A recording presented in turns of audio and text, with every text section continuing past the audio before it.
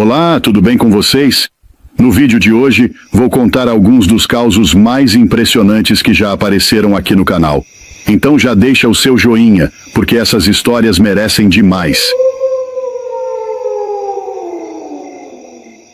Pois não é que esse causinho quem me contou foi um véi lá das bandas de São Raimundo Nonato, conhecido como Seu Mané Venâncio, cabra magro, com cara de quem já tinha visto mais assombração que missa de sétimo dia. E diz ele que isso aconteceu lá pros tempos de Lampião, quando estrada era trilha de boi e jumento era mais confiável que promessa de político. Naquele tempo, tropa era quem fazia o mundo girar. Mula, jumento, burro, tudo carregando mercadoria de um canto para outro. E entre os tropeiros tinha um cabra chamado Zé Cipó, homem sabido no ofício, mas abusado que só vendo.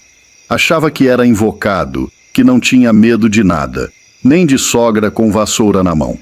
Um dia, Zé Cipó estava voltando de uma viagem lá do Cariri, carregado de rapadura e esperança. Era noite fechada, a lua estava fina, feito unha de gente ruim, e o mato só fazia cochichar. Do nada, o cabra escuta uns gritos.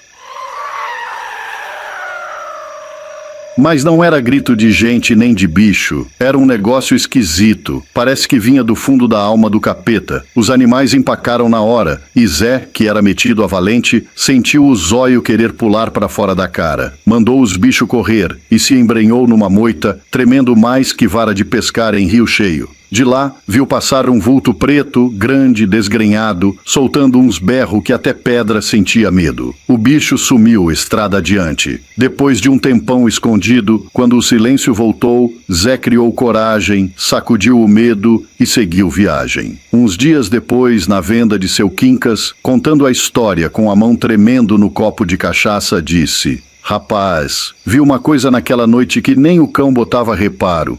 E tu acredita mesmo nessas besteiras, Zé?" perguntou Neco baleado, cabra que só acreditava em dinheiro no bolso. "Pois se vi com meu zóio, home", retrucou Zé. Neco, besta que só ele, deu uma risada de desdém. "Pois semana que vem eu vou por lá também. Quero ver se esse bicho aparece pra mim. Se gritar, eu grito mais alto. Quero só ver se é macho." Seu Mané Venâncio disse que ninguém conseguiu tirar essa ideia da cabeça de Neco. E dito e feito, na outra semana, lá vai ele de noitinha, com a valentia pesando mais que o juízo. Chegou na tal encruzilhada. Silêncio danado, só o som da sela rangendo e o vento sussurrando pecado. De repente, um grito. E Neco, feito besta, respondeu com outro mais alto. O grito veio de novo, mais perto, e ele respondeu de novo. Quando deu o terceiro grito, o cabra ouviu foi os galhos quebrando, bicho fugindo e a coisa chegando ligeiro que nem promessa de mãe. Foi aí que apareceu. Uma criatura de arrepiar até pensamento. Grande, escuro, com uns olhos de brasa e umas correntes arrastando nos braços, e nas costas levava um defunto mordendo o calcanhar dele. A criatura parou na frente de Neco e disse com a voz grossa: "Arre, homem, tu me chamou 3 vezes. Agora o fardo é teu." E sem nem perguntar, jogou o defunto nas costas de Neco, que desmaiou mais rápido que galinha levando susto. No outro dia, acharam o cabra estirado no chão, pálido, fedendo medo e sem lembrar de nada. Quer dizer, lembrar, lembrava. Mas o juízo ficou meio torto.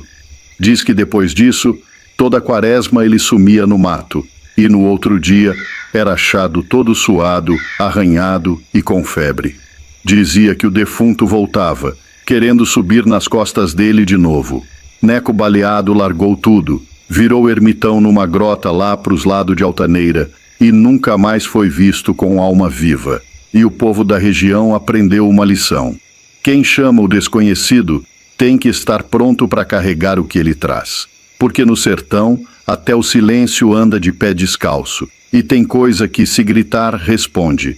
E lembre-se do que dizia seu Mané: bicho valente é jumento com fome. O resto é só o demo disfarçado. Rapaz, Se eu estiver mentindo, que um raio caia e acerte só minha conta no banco. Esse causo eu escutei de seu neném da Caatinga, homem véi que já tem uns 80 e tantos nas costas e a língua mais afiada que faca de cortar jaca. Diz ele que aconteceu lá pros lados de Parnamirim, nos tempos em que o povo andava era no lombo de burro e tomava banho de cuia. Naquele tempo, tinha um cabra chamado Neco Pé de Pombo, um desses andarilho que não criava raiz nem em cuia de barro. O homem vivia batendo perna por tudo quanto era canto do sertão. Passava um tempo no Goiás, dava uma banda por Minas, sumia pro Mato Grosso, depois aparecia no Ceará como se tivesse ido só ali pegar um pão. Fazia de tudo um pouco. Cuidava de gado, consertava cela, curava berne de cachorro e, quando sobrava, ainda contava lorota nas feiras. Pois foi numa dessas viagens dele que ele resolveu descer pela estrada velha que liga Juína até as bandas do Pantanal. Mas naquele tempo, nem estrada direito tinha. Era só chão batido, poeira que dava para fazer pão e mata fechada de um lado e do outro, parecendo que ia engolir o mundo. Neco vinha montado num pangaré cansado com uma lamparina pendurada na sela e um embornal cheio de farinha, rapadura e um naco de carne seca mais duro que coração de sogra. Lá pras tantas da noite, com a lua redonda feito prato de alumínio, ele avistou lá adiante uma claridade. Um lume meio alaranjado, daqueles que sai de janela com cortina véia. Disse: olha ali, parece casa. Vou pernoitar que ninguém é de lata. Chegou perto da tal casa bem devagarzinho. Quando desceu do cavalo, a luz apagou na hora. Nenhum plim. Seco. Neco coçou a cabeça e disse: Uai, será que foi o vento? Ou tão querendo me deixar de fora? Chegou mais pertinho, bateu palma. 1, 2, 3, nadinha. Nem um cachorro latindo. Pensou: será que eu sonhei com essa luz? Ou foi visagem? Pegou a lamparina, acendeu e deu-lhe pé na porta.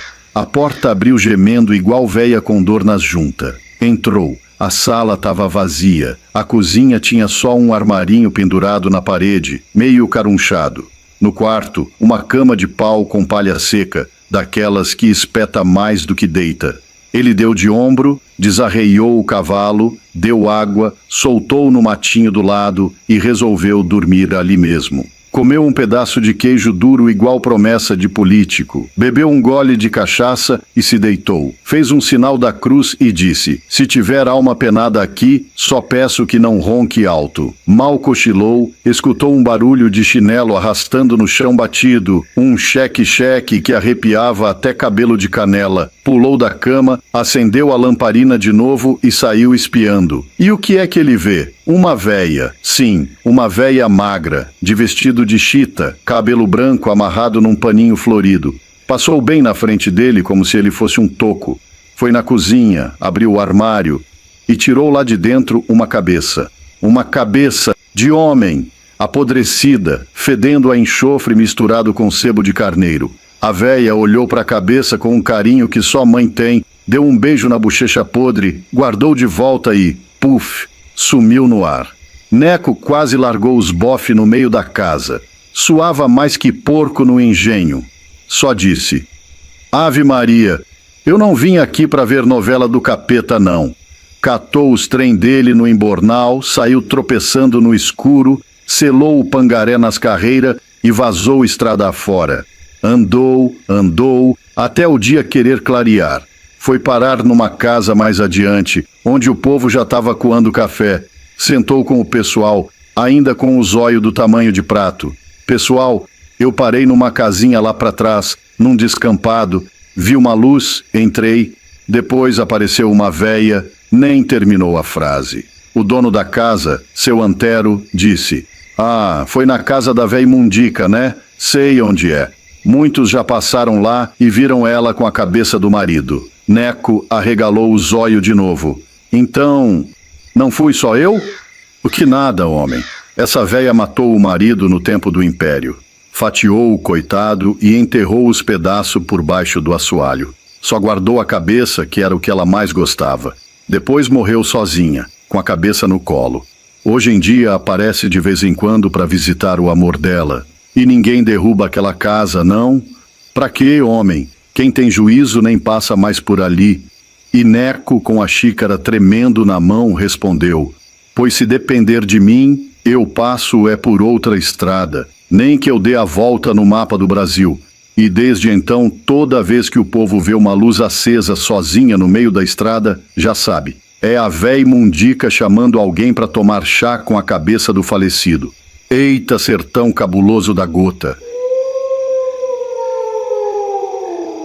Diz que lá pras bandas de Cabrobó, no sertão rachado pelo sol e pela seca, morava um sujeito chamado Chico Bastião, homem dos mais teimoso que já pisou nesse mundão de Deus. O cabra era curioso que só, e tudo que diziam pra ele não mexer, era o que ele ia logo fuçar. Pois certo dia, a comadre Belina, uma beata da igreja, apareceu correndo e gritando: "Valha-me Nossa Senhora da Luz! Achei uma cabaça no pé do juazeiro que fala sozinha." O povo todo foi ouvir a fofoca, e Chico Bastião, com o beiço tremendo de vontade, foi o primeiro a dizer: "Que história besta! Cabaça não fala, só se for depois de tomar pinga demais." A comadre jurava com a mão na Bíblia que a cabaça dizia coisa, que ela estava indo buscar lenha, e quando se abaixou para pegar um graveto, ouviu: "Deixa eu quieta, mulher, aqui não é teu lugar." Chico, que já tinha ouvido história de cabeça de burro enterrada, mula sem cabeça e até frango que trocava de sexo, achou que era mais uma lorota de véia cansada. "Amanhã mesmo eu vou lá ver isso com os meus próprios olhos, comadre. E se a tal cabaça falar comigo, eu dou um beijo nela e caso." No outro dia, Chico foi. O sol estava rachando o juízo, os calangos andando com a boca aberta e até as árvores pareciam que pediam socorro.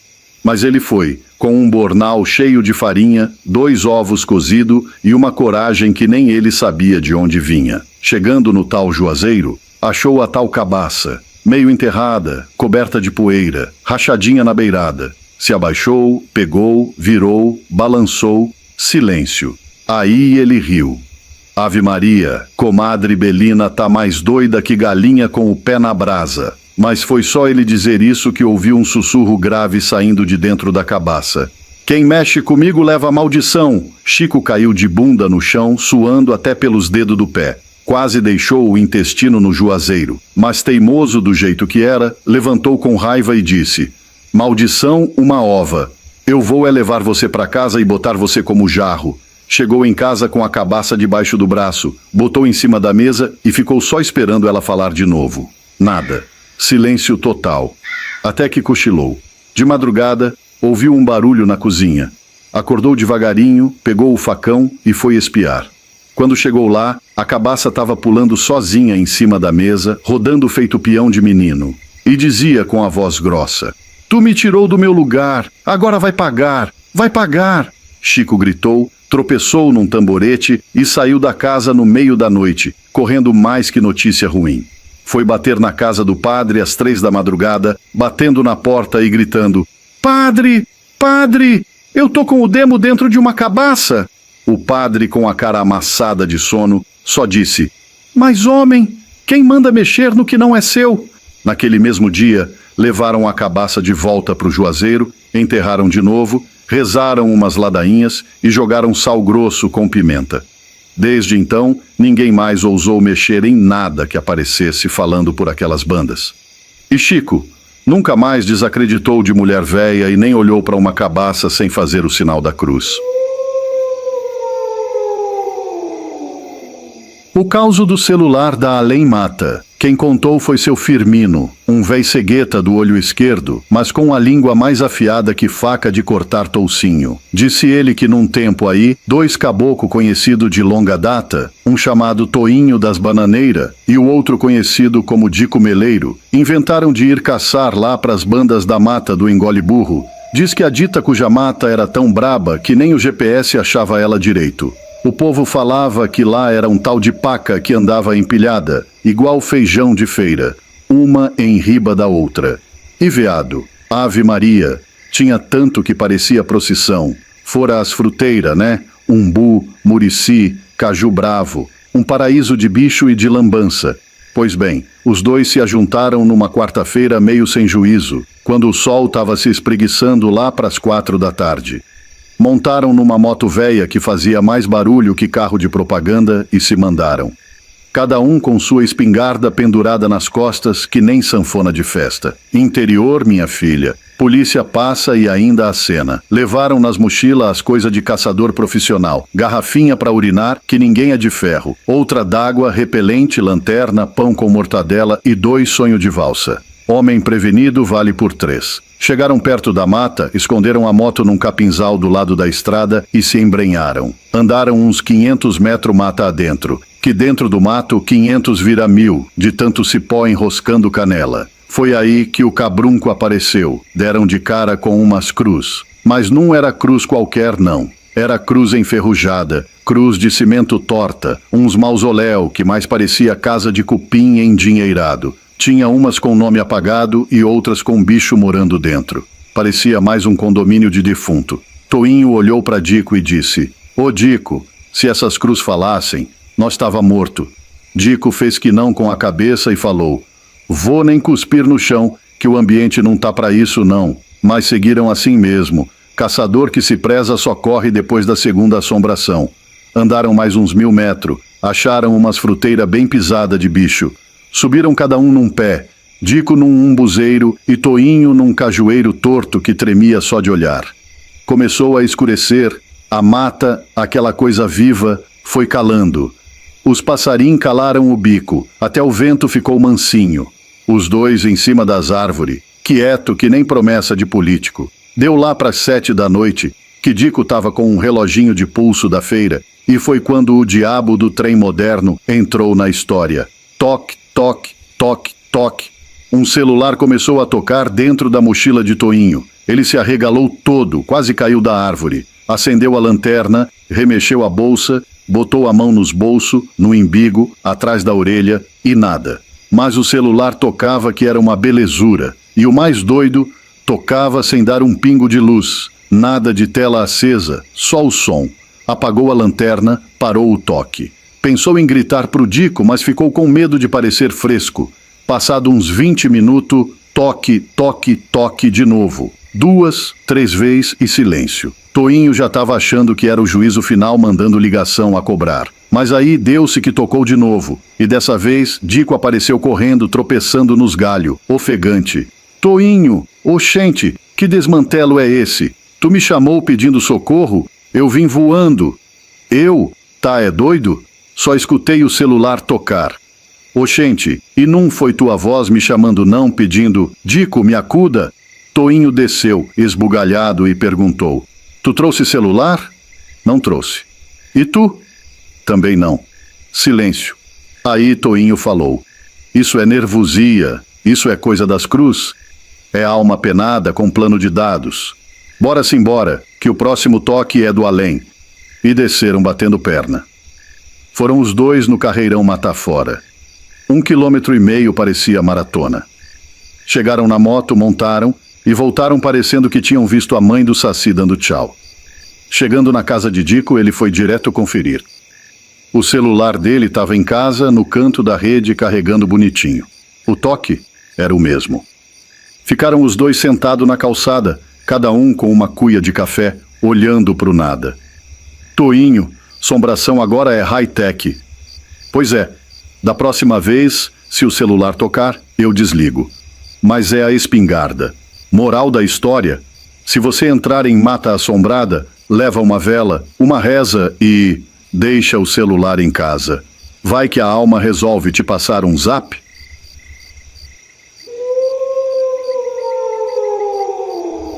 Quem me contou esse causo foi o compadre Bitonho, um véi danado de mentiroso, mas que conta as histórias com uma fé que, se não for verdade, pelo menos é boa de ouvir. Mas esse ele jurou de pé junto que ouviu do próprio tio dele, o finado Zé Crispim, um cabra magrelo, solteiro, que morava sozinho numa taperinha no pé da Serra do Curral Quebrado, lá pros lados de Canudos Velho, no sertão da Bahia.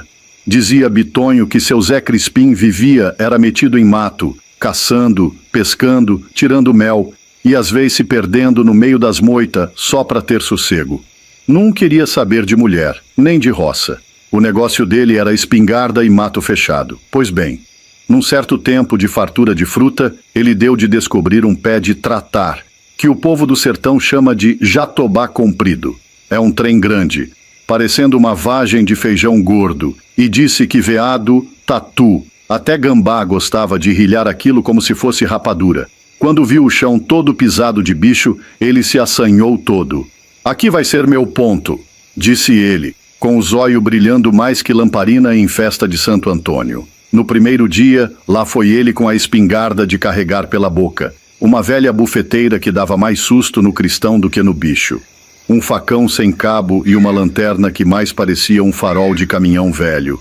Subiu no pé de tratar, amarrou as coisas e ficou esperando. Esperou, deu quase 9 horas da noite, nada de bicho. Só o mato fazendo aquele silêncio de dar arrepio. Desceu bufando, dizendo que era mato mentiroso. No outro dia voltou, mesmo lugar, mesmo jeito, mesmo nada. Mas no terceiro dia, menino, no terceiro dia o couro foi grosso. Subiu no pé de tratar de novo com a paciência pendurada igual rede velha. Cochilou um cadim e lá pras 11 horas escutou um barulho estranho. Algo quebrando o mato, andando devagar, como se tivesse farejando coisa. Apagou a lanterna, ficou só com o zóio espichado.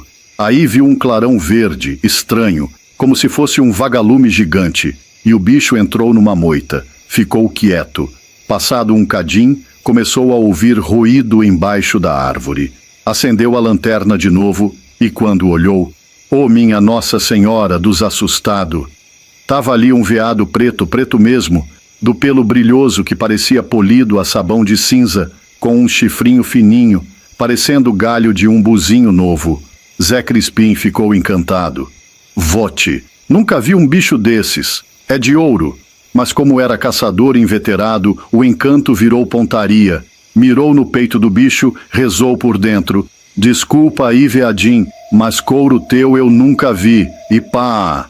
A espingarda lascou o estouro que até passarinho dormindo acordou. O veado ainda deu 2 patadas no chão e tombou. Seu Zé desceu feito quiabo, escorregando nos galhos. Foi em direção ao bicho. Mas quando chegou na moita, cadê? Nada. Sumiu. Nem rastro, nem sangue, nem sinal. Foi mais pro lado. Mato adentro, tentando ver se o bicho tinha se arrastado.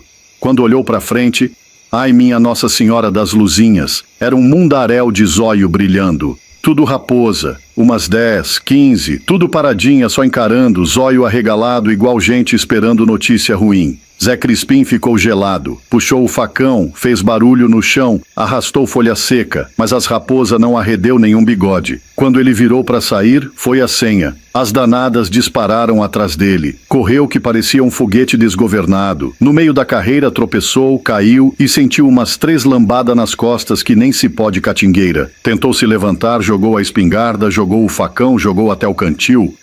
O facão, por sinal, voou e entrou de ponta numa árvore, que segundo o bitonho até hoje tá lá, e nem trator tira. Saiu correndo, lascado, levando lapada de cipó, espinhada e derrubando o que tinha pela frente. A lanterna dele bateu numa pedra e virou caco. Chegou em casa de madrugada, todo ralado, a roupa parecendo rede de pesca. No outro dia, contou no bar, mas ninguém acreditou. Riram, mangaram, disseram que ele tinha tomado cachaça batizada. Só acreditaram mesmo quando ele levou uns para ver o facão enfiado no tronco. Tava lá, enterrado como se tivesse sido cravado por mão de gigante. Agora, o que foi aquilo? Seu Zé diz que não sabe se era assombração, se era veado encantado, se era coisa dos escravo velho que penava naquela serra. Só sabe que depois daquilo nunca mais esperou em pé de tratar. E até hoje, quem passa por aquelas bandas jura de joelho que à noite escuta riso de raposa e vê clarão verde cortando o mato. Isso se deu com um cabra chamado Joaquim, neto de uma benzedeira das braba lá de Catolé do Rocha, que, segundo diziam, enxergava o além só de espiar a sombra da pessoa. Joaquim era do tipo que vivia rodando com a mãe e os irmãos pelos rincões do Nordeste, armando barraca aqui, acampando acolá, tocando rabeca em feira, vendendo pano e escutando vento que fala mais do que gente. Numa dessas andanças, armaram o acampamento perto de uma estradinha de barro que ligava nada com lugar nenhum, bem no meião da Caatinga. Era véspera de mudarem de rumo, porque a lua estava minguando, e o povo do Joaquim Num era besta de desrespeitar céu. Estavam ajeitando as lonas, cuidando do mingau de milho, quando o primo dele, o Juvenal, cabra meio mole, mas bom de coração, foi buscar uns gravetos pro fogo. Juvenal demorou um tantinho mais que o normal e quando voltou, tava branco que nem cal, o beiço tremendo e os olhos arregalados parecendo 2 ovos fritos. Jogou a lenha no chão e falou com a voz enganchada na goela. Joaquim, eu vi um homem na estrada, mas não era homem não. Andava arrastado, os pés dava nem rumo e quando eu gritei, oxente! O bicho sumiu no meio da neblina como fumaça. Todo mundo silenciou. Não teve uma risada. Nem a velha Arlinda, que adorava botar defeito em tudo, abriu a boca. O povo respeita o que não se entende. E matuto pode ser tudo, menos doido de zombar de visagem. A partir dali, ninguém mais dormiu de costas para a estrada. Joaquim mesmo ficou a noite inteirinha com a peixeira na cintura, os olhos arregalados igual gato no telhado, escutando cada assobio do vento como se fosse chamado de defunto. Na noite seguinte, a coisa piorou. Juvenal de novo foi quem viu o rastro primeiro. Uma pegada só, funda, descalça, indo do mato pro meio do terreiro. E depois, nada. Como se o dono do pé tivesse evaporado no ar. O povo ficou meio calado, mas os olhos diziam tudo. A velha Arlinda benzeu a entrada do acampamento com sal grosso, água de alecrim e um cuspe bem dado que parecia ter vindo da alma. No terceiro dia, quando pensaram que a coisa tinha sossegado, a irmãzinha de Joaquim, a Rosineia, achou um medalhão velho de ferro debaixo do catre onde ela dormia. Tinha um símbolo esquisito. Parecia cruz, mas era torta, mal feita, como quem risca com raiva. A mãe de Joaquim pegou o medalhão, fez o sinal da cruz, deu 3 cusparadas no chão e disse: "Isso aqui é âncora de alma perdida. Veio, foi grudado no rastro da gente, mas vai voltar pro brejo de onde saiu." Tacaram o medalhão na fogueira e o fogo foi gritar. Subiu uma labareda azulada que pareceu até que tinha alma. Até o cachorro, o Bentinho, que era surdo de nascença, começou a latir que nem doido. Mas não adiantou muito, não. Na terceira noite, Joaquim acordou com um aperreio no peito, como se estivesse comendo farinha seca sem água. Levantou, pegou a peixeira e saiu sozinho. Se sentou de frente para o mato e ficou olhando. Foi aí que viu. Um vulto. Um cabra alto, magro, parado no meio do escuro, sem rosto. Parecia feito de breu. Nem olho, nem boca. Só a forma. Parada. E o pior, o mato todo calou. Até o vento prendeu a respiração. Joaquim ficou que nem pau de cerca. Duro, mas tremendo por dentro. O vulto só fez abaixar a cabeça devagarzinho, como quem diz, "Eu sei que tu me vê." E sumiu. Sem correr, sem dar tchau. Só deixou de estar ali. No outro dia, a mãe de Joaquim amarrou um pano vermelho no braço dele e disse: "Agora tu é o escolhido, meu filho. Ele mostrou a cara para ti. Só vai embora quando tu entender o que é que ele quer." E foi assim que Joaquim, no outro dia bem cedo, pegou só uma cabaça d'água e entrou no mato. Andou até achar uma cruz feita de galho, torta, enterrada no chão úmido, com um colarzinho de contas negras despedaçado em cima. Quando botou a mão na terra, sentiu um frio subir na espinha, mas não tirou a mão não. Disse baixinho: "Se tu tá aí, se é contigo, fala o que tu quer." Ninguém respondeu com boca, mas o colar rolou pro lado dele como se tivesse sido puxado. Joaquim entendeu. Voltou pro acampamento, chamou os mais velhos, acenderam vela, jogaram flor seca, queimaram incenso de arruda e enterraram o colar de volta, agora com reza e respeito. Na hora que a vela pegou, o vento parou. O povo sentiu leveza. Joaquim olhou para o mato e viu, bem no fundo, o vulto indo embora, de costas, caminhando devagar, como quem finalmente achou o rumo. Daquele dia em diante, o povo voltou a rir, as crianças a brincar e até o cachorro a dormir em paz. Mas Joaquim todo mês acende uma vela, escreve o nome de algum esquecido num caderninho e deixa no pé de um pé de juazeiro. E sempre deixa uma cadeira vazia perto da fogueira. Porque, como ele diz, a assombração que só quer ser lembrada não assombra, ensina.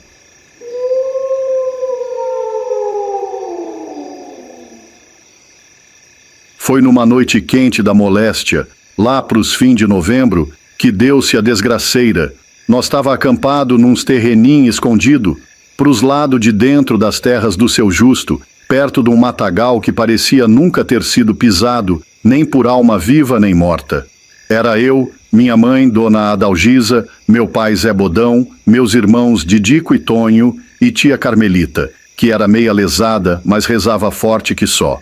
Vivíamos da estrada, ajeitando panela amassada, vendendo chá para dor de tripa e fazendo uns benzimento para espantar quebranto. Nessa noite o céu estava limpo, mas escuro que nem breu de casa abandonada. A lua parece que tinha pedido folga. Tínhamos 3 cachorros, o Carvão, um vira-lata preto igual carvão mesmo, o Sultão e a Ritinha. Tudo bicho esperto, criado no mato, acostumado com onça, fantasma e véi sem cabeça. Mas naquela noite, pense num negócio esquisito que deu nos bichos. Era umas 8 da noite, nós já tava de pança cheia em volta da fogueira, proseando baixinho. Do nada, os 3 cachorros endoidaram. Carvão arrepiou o espinhaço, Sultão ficou parado com o olho esbugalhado, e Ritinha foi andando devagarinho pra beirada do mato, como se tivesse indo pra missa. Eles não latia, rosnavam baixo, igual gente com raiva, mas sem coragem de falar. De repente, soltaram uns uivos de cortar o coração da gente. Era um lamento que dava vontade de chorar também, parecia reza de defunto. A gente só se entreolhou. Foi quando o papai levantou, com aquela cara que ele fazia quando descobria quem comeu a goiabada escondida, e disse: "Tem coisa aí, coisa que não é dessa vida." Aí, minha filha, o silêncio desceu. Nem grilo piava mais. Os cachorros continuaram olhando para um canto escuro do mato, onde nem com lanterna dava para ver um palmo. De repente, o vento parou. Parou mesmo, como se alguém tivesse tampado o mundo com um cobertor quente. E aí, ninguém mais teve coragem de ficar proseando. Fomos cada um para sua barraca, os cachorros ficaram na vigia, enfileiradinho feito guarda de quartel. Lá pras 4 da matina, começou um barulho no mato. Mas não era bicho não. Era como se tivesse uma pessoa mancando, arrastando uma perna, andando por entre os galhos secos. Didico, com voz de quem viu a morte passar dançando forró, cochichou: "Tu tá ouvindo isso?" "Tô, e não é tatu." Os passos davam volta no acampamento, mas ninguém teve a ousadia de espiar. A gente só rezava baixinho. Mamãe murmurava umas preces em latim misturado com xingamento em espanhol, que eu nunca entendi, mas que parece que funcionava. Quando amanheceu, os cachorros estavam tudo deitado, com o olho arregalado, feito menino que viu o boi voar. O Carvão, o mais velho, parecia uma estátua. Ritinha chorava igual criança. Foi aí que chegou o seu Justo, o dono daquelas terras, num cavalo velho que rangia mais que porta de cemitério. Parou, olhou os cachorros e disse: "Eles viram, né?"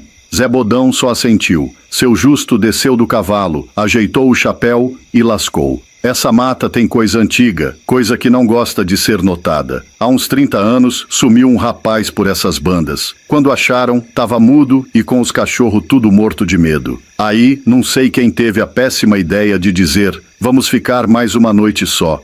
E ficamos. Eita erro miserável. A noite chegou de novo, a coisa voltou, só que mais perto. A mulher apareceu. E não foi pulando que nem assombração de novela, não. Ela só estava lá, parada, de vestido colado, cabelo grudado no rosto e um cheiro ruim que parecia mistura de flor podre com pequi estragado. Mamãe gritou: "Não atira, que se atirar ela entra." Os cachorros correram tudo pro mato. Ritinha foi primeiro, depois Sultão, e Carvão, que era o mais velho, nem olhou para trás. Quando o cachorro corre sem latir, é porque até o capeta já meteu o pé. Ela se ajoelhou no chão como quem procura coisa perdida. A terra ao redor dela secava, mas o caminho por onde veio estava molhado. Zé Bodão sussurrou: "É a mulher do poço, a que foi afogada por ser traidora." "E o que ela quer?" perguntei. "O que ela perdeu?" "O quê?" "Um menino que nunca nasceu." A mulher se virou, as mãos esticadas, vazia. Estava procurando. Quando deu 2 passos para frente, papai disse: "Quando ela chegar, ninguém grita nem corre. Quem grita, ela leva.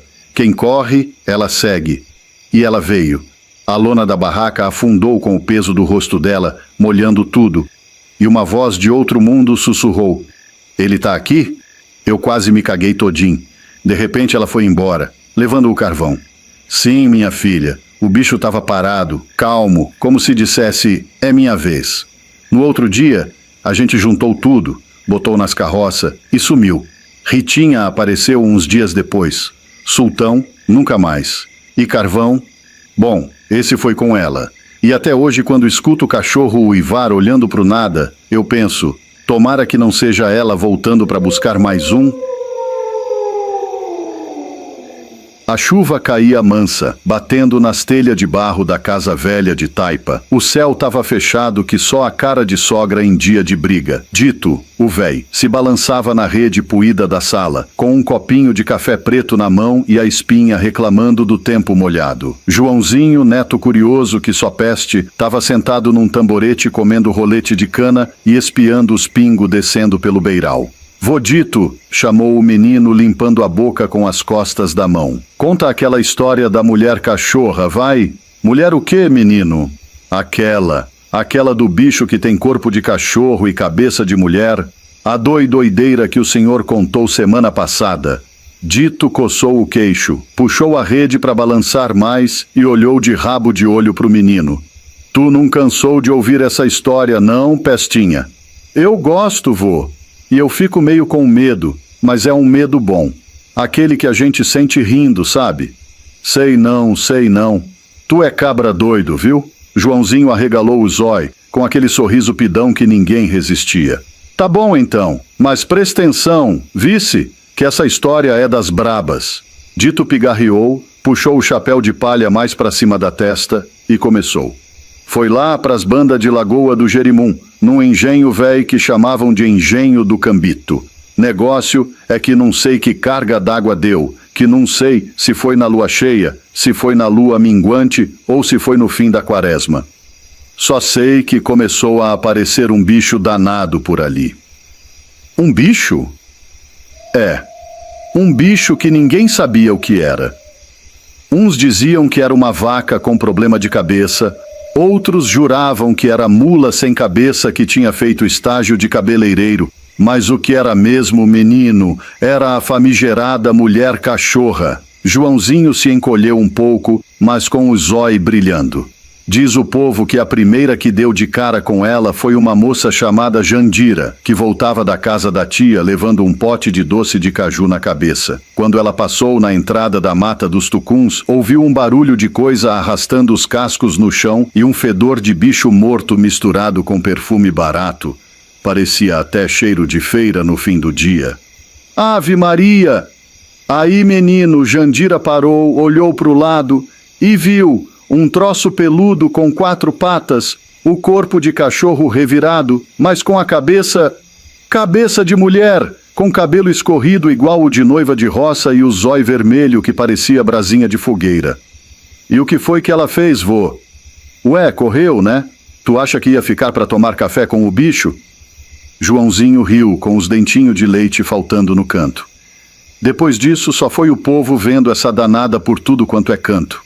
Um tal de Zé Bolacha jurou que ela invadiu o galinheiro dele e comeu foi as cascas dos ovos e as tripas das galinhas, com gosto, viu?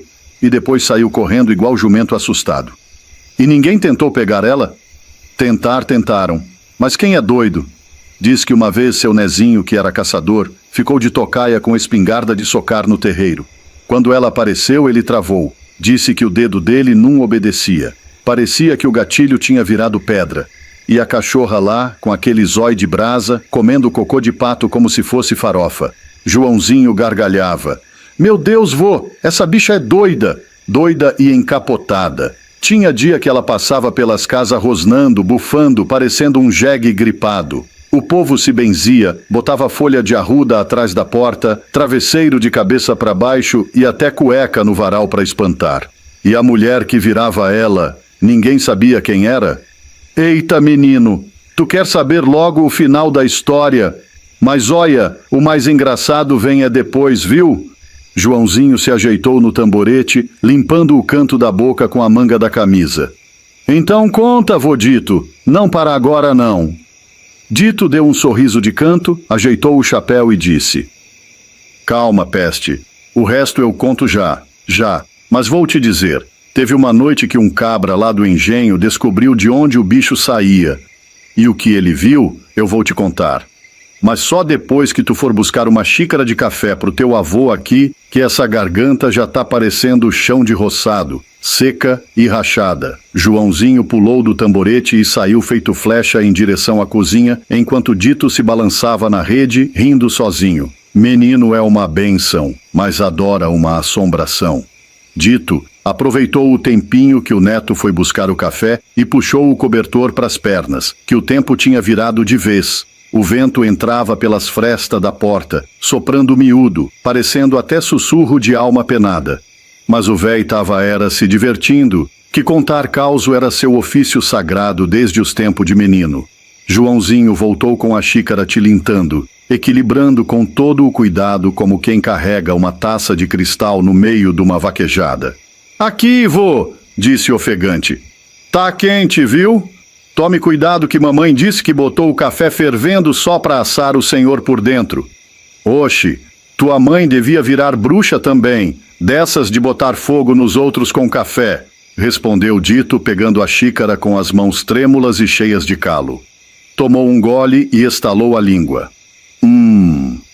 Agora sim. Agora vou lhe contar o final desse causo, mas te prepara que o bicho pega, viu?" Joãozinho se sentou de novo, olhos arregalados, parecendo que ia engolir cada palavra do avô. "Pois bem, teve uma noite de sexta-feira, tempo nublado, que só o juízo de padre em fim de festa, que o cabra chamado Edgar, um moço novo, metido a valente e curioso, resolveu descobrir de onde diabo saía aquela mulher cachorra.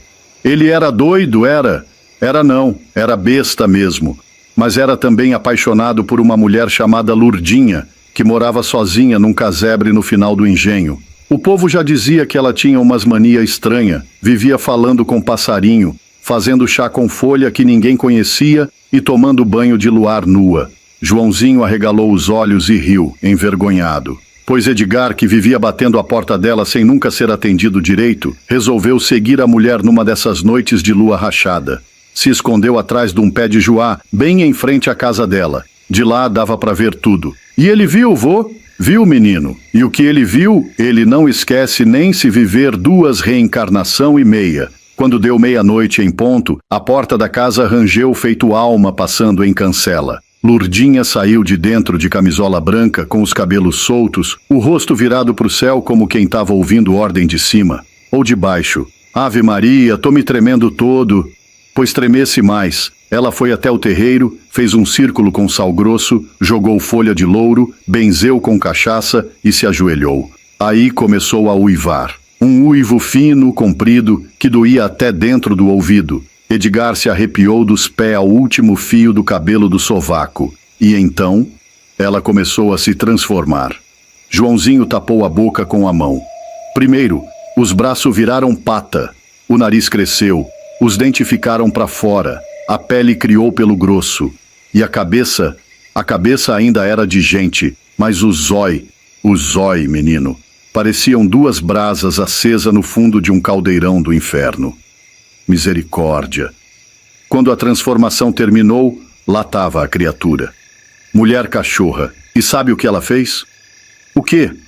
Olhou direto para o lugar onde Edgar estava escondido, como se já soubesse. Como se esperasse por ele. Joãozinho gelou até os ossos. E aí, ela pegou ele? Quase. A danada saiu numa disparada que nem jumento desembestado com ferrão no traseiro. Edgar correu também, tropeçando nos matos, levando lapa de pau nas canelas, arranhando a cara nos espinhos. Chegou em casa com as roupas rasgadas, a alma esbaforida e o juízo desarrumado. No outro dia, quando contaram ao povo, ele jurou que largava tudo e ia virar crente. Foi até batizado num domingo de sol quente com água fria do rio. E Lurdinha? Lurdinha sumiu do engenho. Disseram que foi para Paraíba para morar com uns parentes. Mas até hoje, quando dá lua cheia em noite de quaresma, o povo diz que escuta uivo lá pros lados do engenho do Cambito. Joãozinho estava pálido, segurando o tamborete com força, como se fosse sair voando.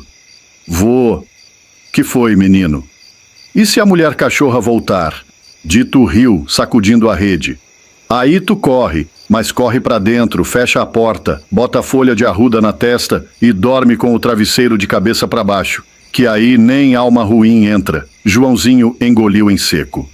E se eu sonhar com ela? Se sonhar, acorda correndo e vem pra rede do vô, que aqui ela não chega não. Aqui tem reza braba, café quente e causo que espanta até sombra. E lá fora a chuva seguia batendo, fina, miudinha. E se alguém reparasse bem, bem mesmo, podia até jurar que ouviu, ao longe, um uivo triste, ou seria só o vento.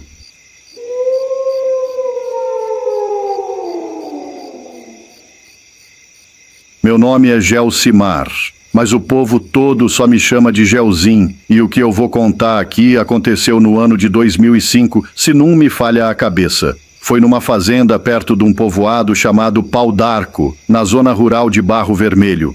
Num fim de tarde, já com o sol engolindo a serra e a coruja começando a espreguiçar, eu vinha pedalando minha Monarch velha, subindo poeira pela estrada de chão. Quando do nada passou por mim uma caminhonete daquelas que mais parece navio em terra, com os farol aceso e a poeira comendo no centro.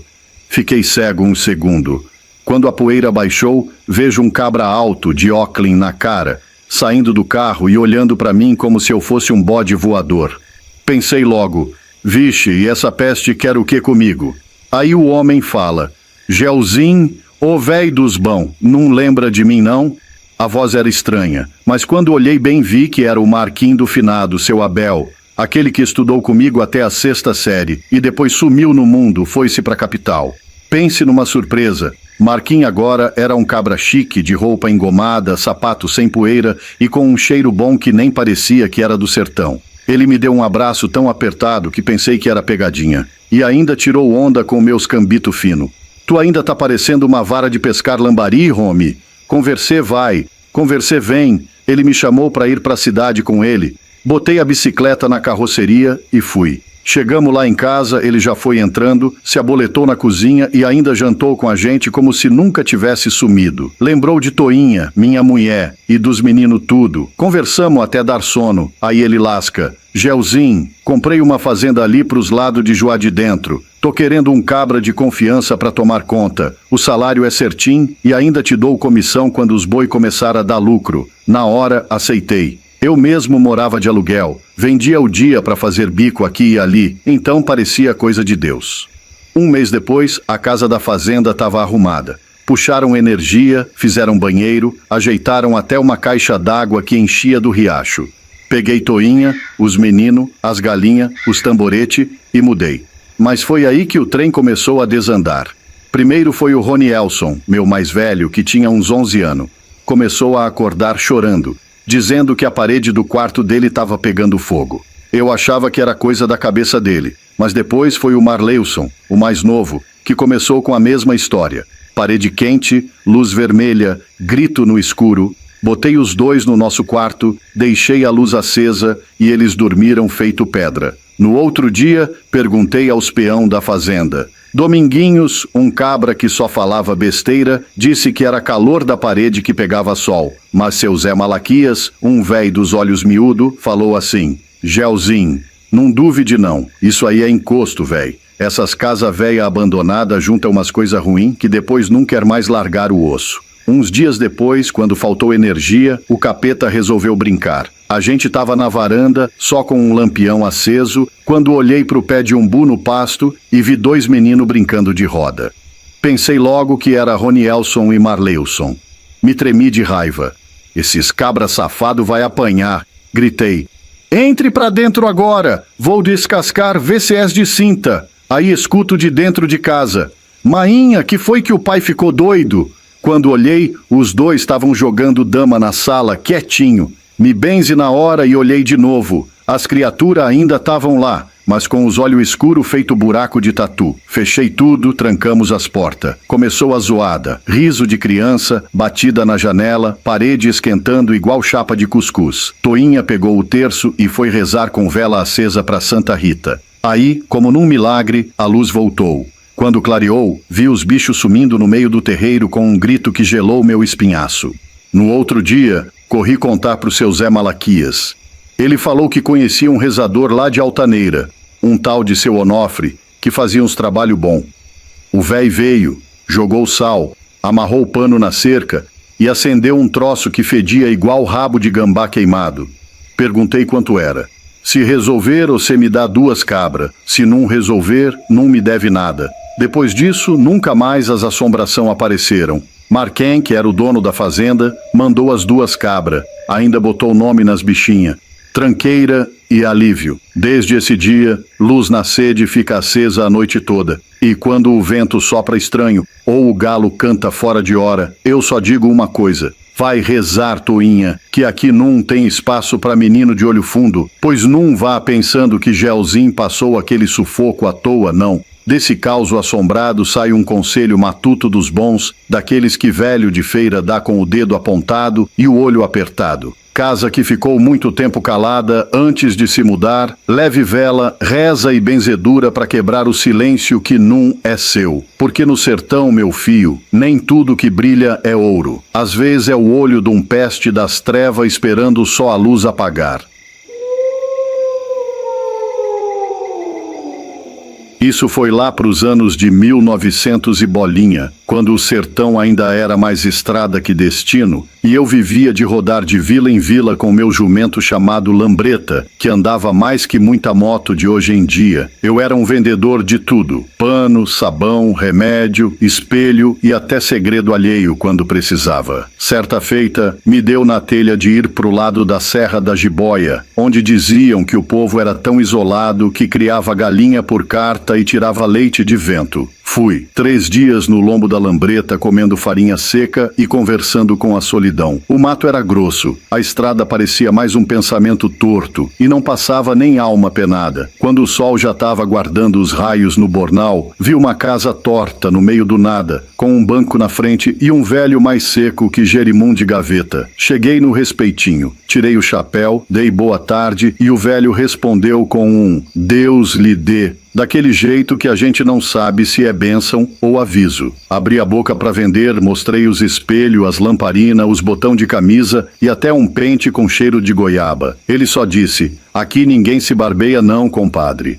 Pensei em ir embora, mas ele disse que tinha angu quente e uma talagada de pinga que queimava mais que língua de sogra. A fome falou mais alto que o juízo e eu entrei. A casa era esquisita, limpa, mas parecia feita de lembrança. Tinha 3 pratos de barro rachado, um fogão apagado e o angu borbulhando sozinho. Ele me deu um prato e um gole de cachaça. Eu comi, mas aquele angu, rapaz, era diferente. Descia que nem consolo de mãe. Acalmava. Foi aí que começou a prosa esquisita. O velho me disse que vendia tempo. Não o que passa, mas o que falta. E que estava querendo passar o negócio adiante, porque estava cansado de ser o único cabra do mundo que fazia contrato sem papel. Tempo, compadre João, é o que o povo mais quer e menos sabe pedir. E quanto custa? Perguntei mais por educação do que por interesse. Ele sorriu com um canto da boca que parecia esconder um mundo. Cabra que sabe vender não pergunta o preço, sabe que sempre vale. Disse que já tinha vendido tempo para cangaceiro, beato, mulher fugida e até coronel doente. Cada um queria uma coisa. Uns queriam saúde, outros amor, e tinha até quem quisesse esquecimento. E eu, pelo visto, era o próximo da lista. Mas eu não quero nada não, seu moço, respondi meio desconfiado. Quer sim, só não sabe ainda. Eu só vendo para quem já carrega o pedido na alma. E eu ali com o prato vazio e a cabeça cheia. A pinga já nem ardia, parecia água de cacimba. Ele falou bonito, quase me convenceu. Mas no fim eu disse que não, que minha venda era de pano, sabão e prosa fiada. Que não queria vender alma, nem tempo de ninguém. O velho assentiu devagar, como quem já sabia o final da história antes da primeira frase. Pois então vá, João Pé de Cabra, mas se cuide. Quem vê o que os outros precisa antes deles saber, tem que tomar cuidado para não oferecer sem querer. Saí de manhãzinha. A casa tinha sumido. O velho também. Só ficou o mato e uma sensação de que eu quase comprei o que não se devolve. Desde então, nunca mais voltei na Serra da Jiboia. Mas até hoje, quando a noite está calada demais e a lua parece desconfiada, eu penso, será que ele ainda está lá, vendendo tempo? Ou será que algum cabra já topou o trato e tá por aí, com cara de vendedor e alma de mercador? Só sei que eu escapei por um triz, e por isso deixo aqui o conselho do matuto. Quando a oferta é boa demais, o vendedor é quem está comprando. E se um dia você topar com um velho que lhe oferece tempo, escute. Mas vá com o pé atrás e a alma apertada, porque no sertão até o silêncio vende coisa.